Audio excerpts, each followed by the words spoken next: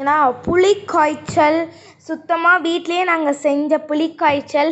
அதுக்கப்புறம் பார்த்திங்கன்னா சாமான் கழுவக்கூடிய லிக்யூடு. அதுக்கப்புறம் நாங்கள் நிறைய விதமான இதில் வாஷிங் மிஷின் லிக்யூடு, நிறைய சோப் ஐட்டம்ஸ் எல்லாம் இருக்குது. அதெல்லாம் உங்களுக்கு ஒரு தனியாக, அதாவது அது உங்களுக்கு no chemical. Okay, no chemical, only ஆர்கானிக்கை வச்சு செஞ்சுருக்கோம். இதெல்லாம் வேணும்னா நீங்கள் கமெண்ட்ஸில் சொல்லுங்கள். இந்த வீடியோவுக்கு யார் ஃபஸ்ட்டு கமெண்ட் பண்ணுறீங்க அவங்களுக்கு கூடிய சீக்கிரத்தில் நாங்கள் டெலிவரி பண்ணுவோம். பாய். இந்த வீடியோ பிடிச்சிருந்தா சேனல் சப்ஸ்கிரைப் பண்ணுங்கள், லைக் பண்ணுங்கள், ஷேர் பண்ணுங்கள், கமெண்ட் பண்ணுங்கள். Bye. Have a nice day. மக்களே வணக்கம், வெல்கம் டு உஷா குக்கிங். நான் உங்கள் கிரண். இன்றைக்கி நம்ம வீடியோவில் என்ன பார்க்க போகிறோம்னா, எங்கள் வீட்லேயே செஞ்ச கெமிக்கல் இல்லாமல் சூப்பராக பல நாள் ஆனாலும் கெடாத ஒரு அருமையான புளிக்காய்ச்சல். இதை பார்த்திங்கன்னா நம்ம சூடு சாதத்துலேயே போட்டு சாப்பிடலாம்.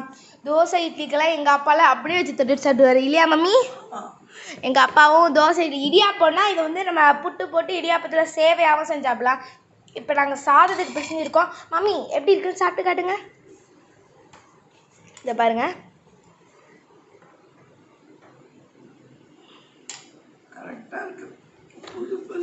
ஏன்னா நாங்களே சொல்கிறேன், சாதம் வடித்து சாதம் வடிக்கிறப்போ எப்போவுமே சாதம் எதில் வச்சாலும் குக்கராக இருந்தாலும் வடித்த சாதமாக இருந்தாலும் கூட சாதம் வேக சொல்ல உப்பு போட்டுருங்க. கொஞ்சம் உப்பு போட்டுட்டு வடிச்சிங்கன்னு வச்சுக்கோங்க.